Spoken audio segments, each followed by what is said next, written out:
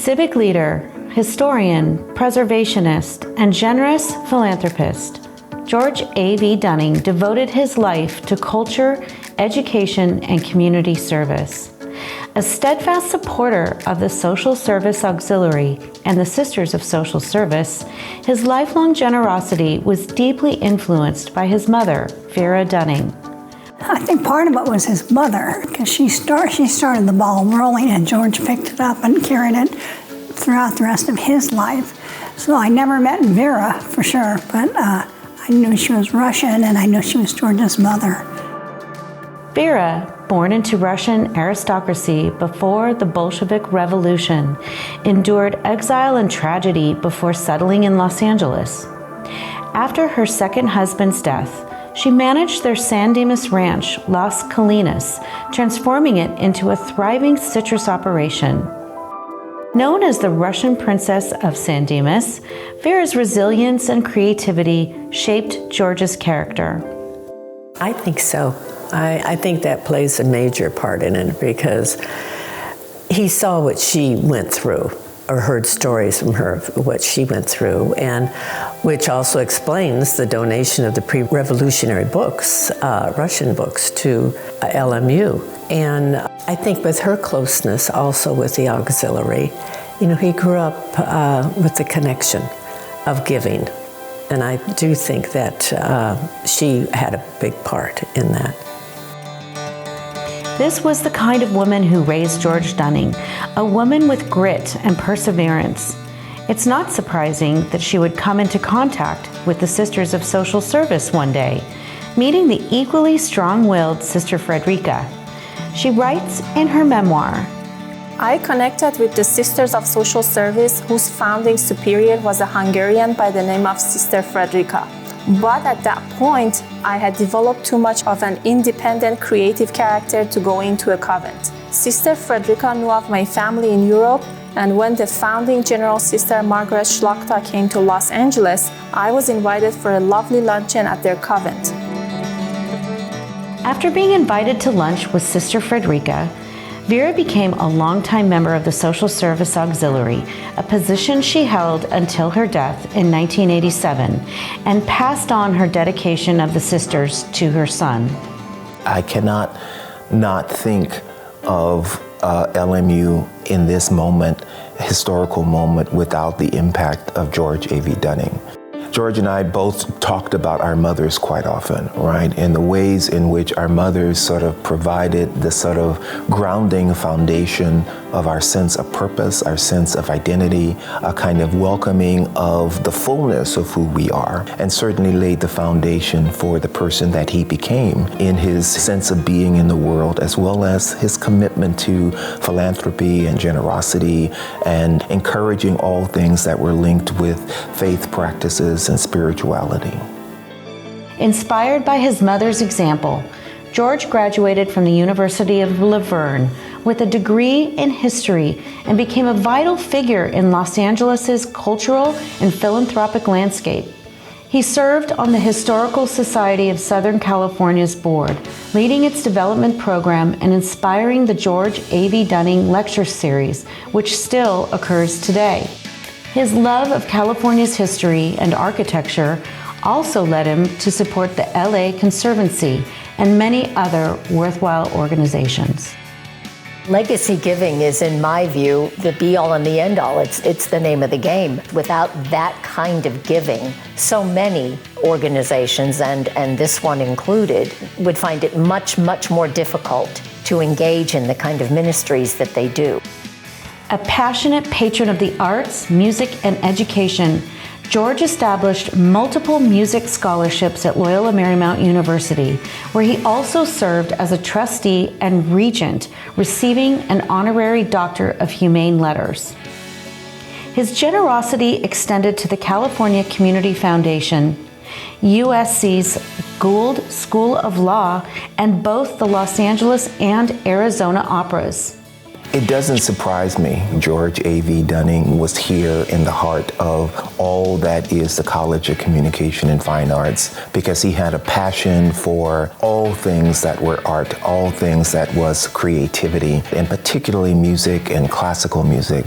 George continued his family's deep connection to the Sisters of Social Service, serving as president of the Holy Spirit Retreat Center board and bringing warmth and friendship to many memorable auxiliary events, earning him an honorary membership. The annual gift from the George Dunning Foundation was not simply a contribution. It was a stabilizing pillar of support for the auxiliary for many years. These funds enabled the Social Service Auxiliary to consistently underwrite significant parts of our mission. In many ways, the George Dunning Foundation provided the quiet backbone of our philanthropy. Their gift didn't always carry a headline or a spotlight, but it absolutely powered the work that changed lives. That kind of sustained partnership is rare. It reflected a deep understanding of what the sisters do, and the foundation mirrored that spirit with long-term, relationship-based giving. I think if people are able to do it, I think it's absolutely wonderful to carry on their legacy. And it's a good example for them to leave for their family. Their family can see, what you have done, what's important to you, and how you regard other people.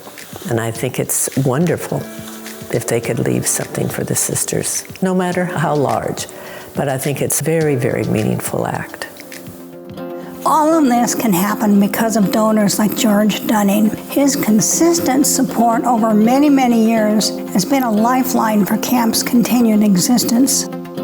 Going up to Wrightwood at the camp and just seeing the happy faces of these young children who would not be able to go to camp otherwise, if it wasn't for the sisters and the auxiliary and the donations that came in for this. I don't believe that George ever stepped foot in camp or roasted a single s'more, but he was a hero in our book and is remembered in prayer by the entire camp community. May God bless George Dunning. Upon his passing, the auxiliary received a transformative 7-figure bequest from his estate to benefit the SSS community, a lasting testament to his faith, loyalty, and vision, and an example to others of the power and impact of legacy giving to nonprofit organizations. I served on the board of the George Dunning Foundation for a couple of years. And a few years ago, when they decided to close the foundation and to distribute all of the money that was available, it's hard to describe the emotion that I felt when they told me the amount that would be coming to each one of us. I think I was speechless for an hour, and that's saying a lot from me. And all I could think of was, I have to control myself before I can call Mary Beth and Mary and tell them what has just happened and what is coming their way. Through the years, there have been many situations where the sisters have been in major need of money. The one time when the sisters were having a campaign to raise money for a roof, for several roofs, for all the buildings here at the Holy Spirit Retreat Center. And George Dunning had passed away at that time. And it was our last meeting that we had of the year, the Social Service Auxiliary. And Sister Mary Beth came, and she said she had just wonderful news for everybody, that the disbursement from the George Dunning Foundation had given them an enormous amount of money, and they did not have to worry about having the roof done. The funds were there. And so it was like the Holy Spirit had worked for the sisters on behalf of everybody. Everybody was so excited. There's a good colleague of mine who uses the term template of sociality, right? And I love that phrase, right? Templates of sociality are those, standards of behavior that establish relational connections between people. George's giving, becomes its own template of sociality. It becomes its model. It becomes its example. It becomes a kind of way in which others can look to see not just about the amount of giving, but the vast impact of that giving on the amount of people that it could change lives. And so his giving becomes its own template of sociality. It's an invitation. It's a possibility for people to think about the good that they can do in the world and how that good radiates outwards within the lives of the diverse people that it impacts. We remain deeply grateful for the legacy of George Dunning and for a foundation that understood our work so profoundly that the most transformative philanthropy is often the steady gift, the gift that shows up every year. So I made a joke earlier that I inherited George Dunning. I also inherited Bobby, and I think it's the combination of those two gentle men together who made such a major contribution to multiple organizations that was making meaningful differences in the world, both in an academic environment, but also within deep communities of faith. And so the fact that Bobby is continuing to do that, it's not a surprise to me at all, but it speaks so well to who Bobby is. So a part of George's legacy is always and already in with Bobby, and Bobby continues to do the good work of that unit, of that couple, of that dynamic twosome that I love so dearly. And so to my sisters, right, I say, this is your brother Bryant, right, who you never met, right, but we are committed to a common set of ways of transforming self and society.